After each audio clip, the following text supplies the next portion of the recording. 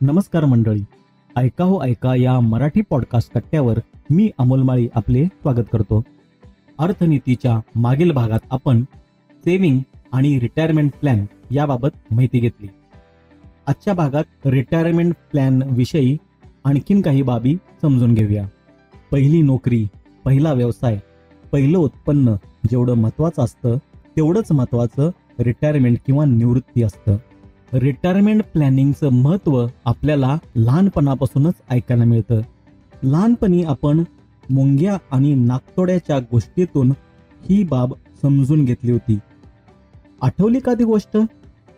उन्हाळ्यात नाकतोडा नाचत बागडत राहतो, मजा करत राहतो. मुंग्या मात्र पुढील काळाची तजवीज करत काम करत राहतात. नाकतोड्या मजा करताना मुंग्यांची चेष्टा देखील करायचा. त्याकडं दुर्लक्ष करत अगदी थोडा वेळ मजा आणि बाकीच्या वेळी काम हे सूत्र मुंग्या राबवत राहतात. थोड्या दिवसातच ऋतू बदलतो, मोठ्या प्रमाणात पाऊस होतो, सर्वत्र पाणीच पाणी होतं आणि साहजिकच अन्नाचा तुटवडा जाणवू लागतो. अशा वेळीस नाकतोडा भुकेनं कासावीस होऊन मरणासन्न होतो.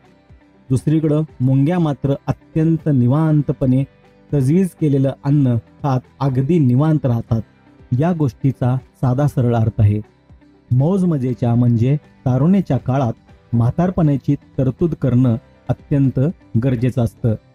आयुष्याची संध्याकाळ अत्यंत व्यवस्थितपणे घालवायची असेल तर तारुण्यात त्याची तजवीज करावीच लागेल. निवृत्तीसाठी मी किती तजवीज करू असा एक प्रश्न उपस्थित होतो. पण प्रत्येकाच्या गरजा आणि त्यानं राखलेलं राहणीमान यावर ही रक्कम ठरते. सर्वसाधारणपणे सर्वांसाठी एकच सूत्र जर अवलंबायचं असेल तर वार्षिक उत्पन्नाच्या किमान 30 पट तरतूद ही निवृत्तीसाठी असणं अत्यावश्यक आहे. म्हणजेच आत्ता जर तुमचं वय 50 असेल आणि मासिक खर्च 40,000 रुपये असेल तर निवृत्तीसाठीचा फंड हा किमान 1.5 कोटी इतका असावा असे संकेत आहेत. एकदा ही बाब जाणून घेतली की त्याभोवती गुंतवणूक, बचत आणि विविध मार्गांनी पोर्टफोलिओ तयार करायला सुरुवात करता येते. म्हातारपणीच्या अडचणी वेगळ्या, सामाजिक प्रश्न वेगळे, खर्च वेगळे आणि समस्याही वेगळ्या असतात. या सर्वांचा अंदाज घेऊन जर रिटायरमेंट प्लॅन तयार केला तर निश्चितपणे तो काळ सुखाचा जाईल. म्हातारपणीमध्ये मेडिकल एक्सपेन्सेस मोठ्या प्रमाणात उद्भवू शकतात. नेमकं त्याच वेळी विमा कवच मिळत नाही. अनेक विमा कंपन्यांनी आता हे वय 70 ते 75 इतकं करण्याचा प्रयत्न केला असला तरी त्यासाठीचा प्रीमियम इतका भरमसाठ आहे की तो भरणं काही जणांना शक्यच होत नाही. ही बाब देखील ध्यानात ठेवणं अत्यावश्यक आहे. त्या दृष्टिकोनातून आखणी सुरुवात केली तर पोर्टफोलिओ चांगल्या पद्धतीनं तयार करता येईल. दुसरी सर्वात महत्त्वाची गोष्ट म्हणजे एकाच ठिकाणी गुंतवणूक करण्याऐवजी मल्टी कलर्ड पोर्टफोलिओ तयार करणं महत्त्वाचं असतं. अनेक अर्थतज्ञांकडून आपण डायव्हर्सिफाईड पोर्टफोलिओ हा शब्द वेळोवेळी ऐकतो.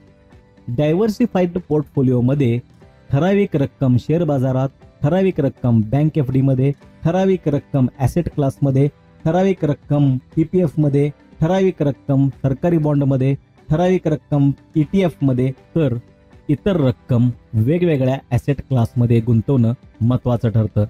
त्यासाठी आपण एक योग्य इन्व्हेस्टर प्लॅनर किंवा एक इन्व्हेस्टमेंट प्लॅनर किंवा एक इन्व्हेस्टमेंट मॅनेजर नेमला तर योग्य ठरेल. रिटायरमेंटसाठी सक्तीची बचत करायची असेल तर या प्लॅनसाठी ऑटो डेबिट हे फंक्शन वापरणं अत्यंत महत्त्वाचं आहे. तुमच्या बँक खात्यातून ठराविक दिवशी मोजकी रक्कम ही त्या पोर्टफोलिओमध्ये जाणार आणि त्यासाठी खर्च पडणार हे एकदा तुम्ही निर्धारित केलं तर त्या दृष्टिकोनातून तुम्ही कामाला सुरुवात करता. अन्यथा एखाद्या महिन्यात गुंतवणूक होते तर दुसऱ्या महिन्यामध्ये खर्चाला वेगवेगळ्या वाटा फुटू शकतात. सध्या विविध बँकांनी, वित्तीय संस्थांनी आणि मोठमोठ्या कंपन्यांनी देखील रिटायरमेंट प्लॅन मोठमोठ्या पद्धतीनं वेगवेगळ्या प्रमाणात तुमच्या समोर आणलेले आहेत. काही कंपन्यांचे प्लॅन्स खरोखरच चांगले आहेत. त्या सर्वांचाही अभ्यास करून याबाबत निर्णय घेता येणं शक्य आहे. आर्थिकदृष्ट्या गुंतवणूक करत असताना शारीरिकदृष्ट्या हेल्थ वाईज गुंतवणूक करणं तितकंच महत्त्वाचं आहे. जर तुम्ही निरोगी असाल तर म्हातारपणी तुमच्या खर्चामध्ये मोठी बचत होऊ शकते. किमान आर्थिक लाभ मिळेल म्हणून तरी आपल्या तब्येतीकडे लक्ष द्यावं ही काळाची गरज आहे. अशा प्रकारे आर्थिक आणि आरोग्यामध्ये गुंतवणूक केल्यानंतर निवृत्ती वयाचा किंवा निवृत्त जीवनाचा खरा आनंद लुटता येईल. कोणावरही आपला भार नाही, आपण स्वावलंबी आहोत ही भावना सुखकर असते, हे ध्यानात ठेवणं गरजेचं आहे. चला तर मग मंडळी, आज इथेच थांबूया. पुन्हा लवकरच भेटूया आपल्या नवीन भागाबरोबर. तुम्हाला आजचा हा भाग आवडला असेल तर लाईक करा, फॉलो करा आणि शेअर करा. आणि हो, ऐका या मराठी पॉडकास्टच्या इंस्टाग्राम, फेसबुक आणि यूट्यूब पेजवर हा भाग तुम्हाला कसा वाटला हे कळवायला विसरू नका. तोपर्यंत ऐकत रहा ऐका मराठी पॉडकास्ट. धन्यवाद.